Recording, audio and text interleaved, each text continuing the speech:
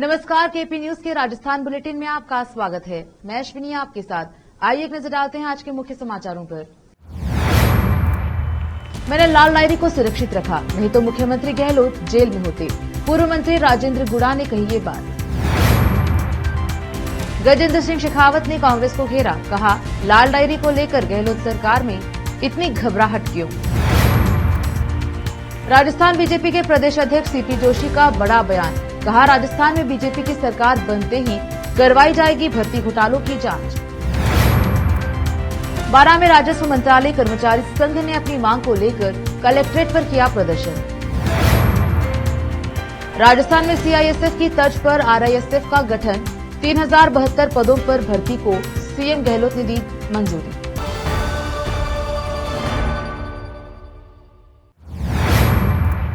अब समाचार विस्तार से।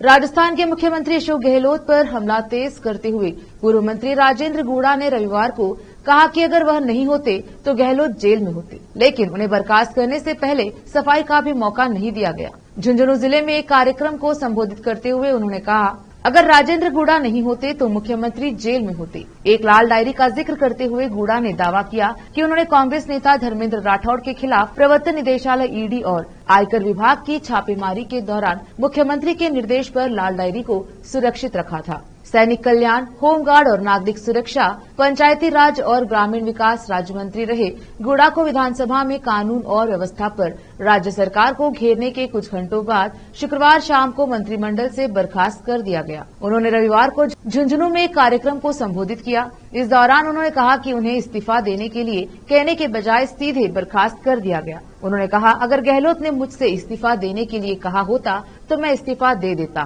आपको फोन करना चाहिए था और नोटिस देना चाहिए था। राजेंद्र गुड़ा नहीं होता, मुख्यमंत्री जी आप जेल में होते।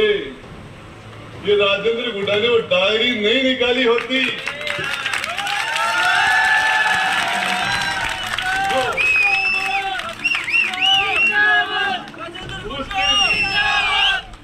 उस दिन मुख्यमंत्री ने जिस तरीके से कहा, गुड़ा सब कुछ तेरे हाथ में है आज मेरा, और उसके बाद आपके भाई ने 9वीं मंजिल पे जाके 150 सीआरपीएफ के जवानों के बीच से निकल के गेट तोड़ के 9वीं मंजिल से वो मैंने नहीं निकाली होती तो आज गहलोत साहब जेल में होते, मुख्यमंत्री नहीं होते। और आपने कहा भी बेटे के जन्मदिन पर आए कि राजेंद्र गुड़ा नहीं होता तो मुख्यमंत्री में नहीं होता, आपने कहा था।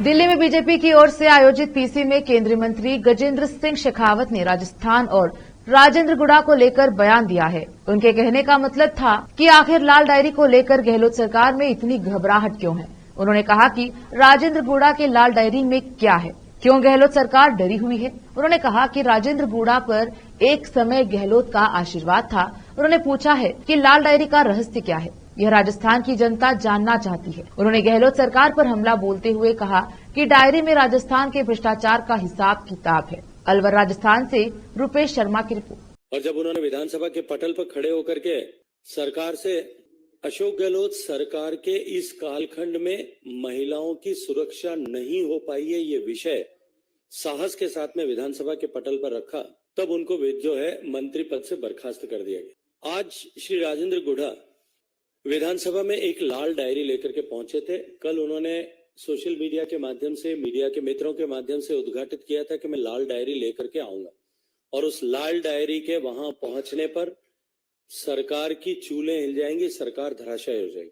मित्रों, उस लाल डायरी का रहस्य आज पूरा राजस्थान जानना चाहता है, और मैं आपके माध्यम से माननीय अशोक गहलोत साहब से पूछना चाहता हूं कि वो लाल डायरी क्या है, और उस लाल डायरी को लेकर के सरकार में और माननीय मुखिया जी में इतनी घबराहट क्यों है।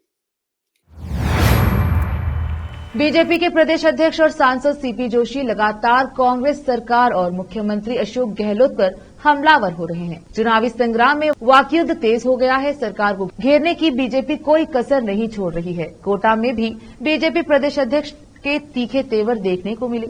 मुख्यमंत्री अशोक गहलोत के शनिवार वाले बयान पर जोशी ने पलटवार किया। उन्होंने कहा कि बीजेपी की सरकार बनते ही राज्य के भर्ती घोटालों की जांच कराई जाएगी। मुख्यमंत्री कहते हैं कि बीजेपी नेताओं में अकल नहीं है, आरपीएससी भंग नहीं कर सकते। भंग करने का मतलब हम अच्छी तरह से समझते हैं। आरपीसीसी की नियुक्ति राजस्थान सरकार की सिफारिश पर ही हुई है। इसमें लाखों युवाओं के भविष्य से खेलने का भ्रष्टाचार खुलेआम हो रहा है। सरकार को इसको रोकने के लिए इसे भंग करने का अनुरोध महामहिम राज्यपाल से करना चाहिए था, लेकिन गहलोत सरकार इस भ्रष्टाचार का संरक्षण कर सरपरस्ती कर रही है।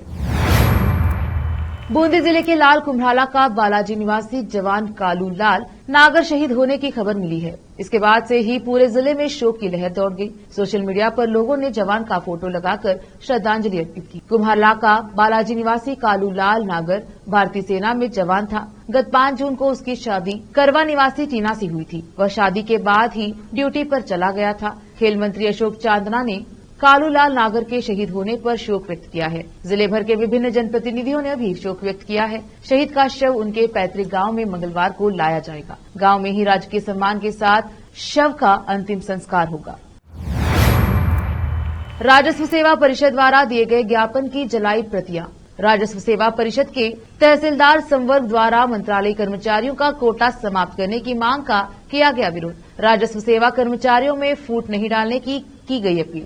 12 में सोमवार को राजस्व मंत्रालय कर्मचारी संघ ने कलेक्ट्रेट पहुंचकर राजस्व सेवा परिषद के तहसीलदार संवर्ग द्वारा पिछले दिनों मंत्रालय कर्मचारियों का कोटा समाप्त करने की मांग को लेकर राज्य सरकार को दिए गए ज्ञापन की प्रतियां जलाकर विरोध प्रदर्शन किया। मंत्रालय कर्मचारी संघ के जिलाध्यक्ष नरेंद्र पौराणिक ने बताया कि तहसीलदार संवर्ग के अधिकारियों ने उनके मंत्रालय कर्मचारियों का कोटा समाप्त करने के लिए राजस्थान सरकार पर अनावश्यक दबाव बना रखा है, जिन्होंने 10 जुलाई को मुख्यमंत्री को ज्ञापन दिया था, जिसके विरोध में आज राजस्थान भर में मंत्रालय कर्मचारियों द्वारा ज्ञापन की प्रतियां जलाई गई हैं। उनका कहना था कि सभी कर्मचारियों को एक रहने दे, कर्मचारियों में फूट नहीं डाले, जिसको लेकर यह प्रदर्शन किया गया है। राजस्व सेवा परिषद ने तहसीलदार संवर्ग के जो हमारे मंत्रालय कर्मचारियों का कोटा है उसको समाप्त कराने के लिए राजस्थान सरकार पर अनावश्यक दबाव बना रखा है। हमने उसके विरोध में ये राजस्व सेवा परिषद द्वारा जो दिनांक 10/7/23 को ज्ञापन माननीय मुख्यमंत्री महोदय को दिया गया है, इसके विरोध के लिए इस ज्ञापन की प्रतियां पूरे राजस्थान में सभी कलेक्ट्रेट मुख्यालयों और उपखंड मुख्यालयों पर मंत्रालय कर्मचारियों द्वारा जलाई गई है। हम इसकी भर्त्सना करते हैं तथा राजस्व सेवा परिषद से भी अपील करते हैं कि सभी कर्मचारियों को एक रहने दें, इनमें अनावश्यक फूट उत्पन्न नहीं करें। धन्यवाद। सर, आपका परिचय दीजिए। मैं नरेंद्र पौराणिक, जिलाध्यक्ष राजस्व मंत्रालय कर्मचारी संघ 12। वक्त एक छोटे से ब्रेक का, जल्द लौटेंगे ब्रेक के बाद। हिंदुस्तान के हर कोने में हम हैं मौजूद। 24 घंटे हालात पर गहरी नजर, खबरों से जुड़े चुपते सवालात और आपको दिखाता है धार्मिक, सामाजिक, राजनीतिक, लोकल और इंटरनेशनल न्यूज की सबसे बेहतर कवरेज जो आपको रखती है हर पल बाखबर। देश और दुनिया भर की खबर के लिए देखते रहें केपी न्यूज 24/7।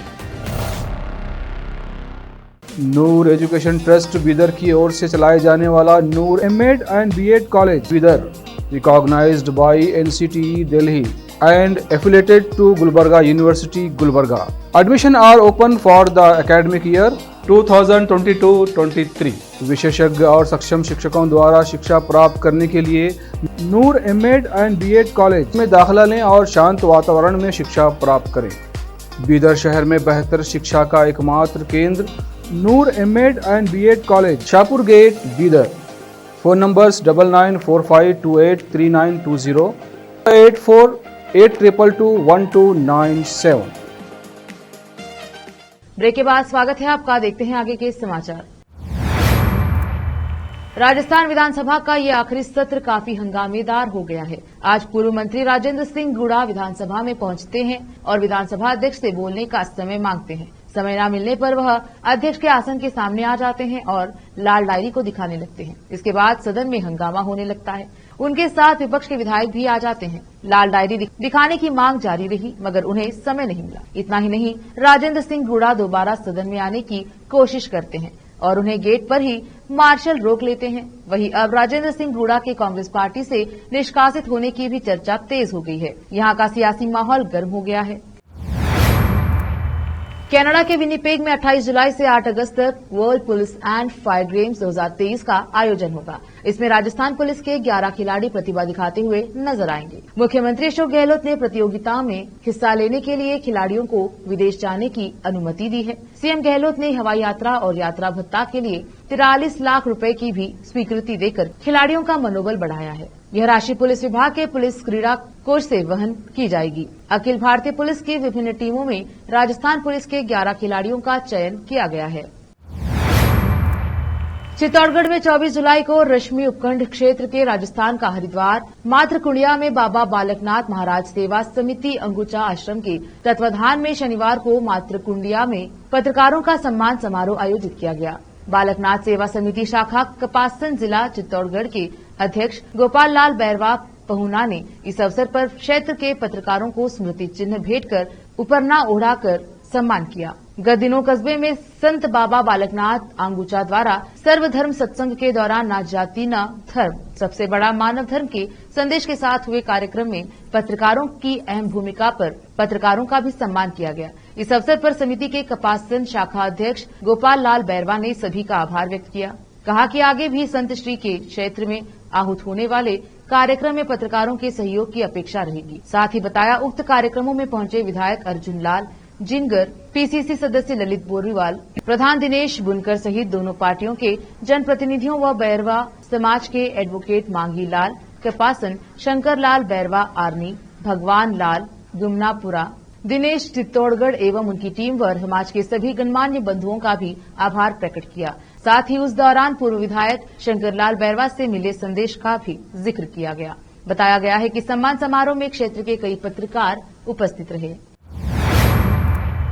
अलवर के अरावली विहार पार्क विकास समिति सेक्टर 2 व 3 अरावली विहार थानाधिकारी को ज्ञापन देकर पार्क में असामाजिक तत्वों के जमावड़े पर अंकुश लगाने की मांग की है। विकास समिति के अध्यक्ष सुल्तान सिंह नेहरा ने बताया कि सेक्टर 2 व 3 में पार्क है, उसमें मंदिर भी है। 7:30 बजे में पार्क में असामाजिक तत्वों का जमावड़ा रहता है, जिससे झगड़ा होने का डर बना रहता है। ऐसी स्थिति को देखते हुए पार्क में पुलिस गश्त होनी चाहिए, बदमाशों पर लगाम लग सके। बदमाश तत्व पुलिस को कर सकते हैं चैलेंज कि पुलिस हमारा कुछ नहीं कर सकती। पार्क में महिलाएं सुरक्षित नहीं हैं। आए दिन बाहर के लड़के आकर लड़कियों के साथ छेड़खानी करते हैं। पार्क समिति का अध्यक्ष पुलिस को कई बार लेटर भी लिख चुका है, उसके बाद भी कोई कार्यवाही नहीं की गई। सुल्तान सिंह नेहरा ने कई बार बदमाशों को प्यार से समझाया है, लेकिन बदमाश तत्व के लोग उल्टा पार्क समिति के अध्यक्ष सुल्तान सिंह नेहरा को ही धमका देते हैं। 12 से केपी न्यूज के लिए ब्रजेश यादव की रिपोर्ट। काला कुआ हाउसिंग बोर्ड सेक्टर 2 और 3 के बीच में पार्क, नेशनल पार्क है।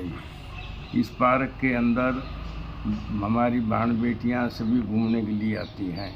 बाहरी तत्व इतना ज़्यादा आने लग गया है कि यहाँ पर हमारे लड़कियों को, बच्चों को धमकाते हैं, बुजुर्ग लोगों को धमकाते हैं और उनसे पूछते हैं तो कहते हैं कि हम तो घूमने के लिए आए हैं, लेकिन असलियत का पता लगता है तो कुछ और ही निकलती है। हम इसकी सेफ्टी के लिए पुलिस में लिख कर के भी दे आए, लेकिन पुलिस जो है नहीं आ रही है।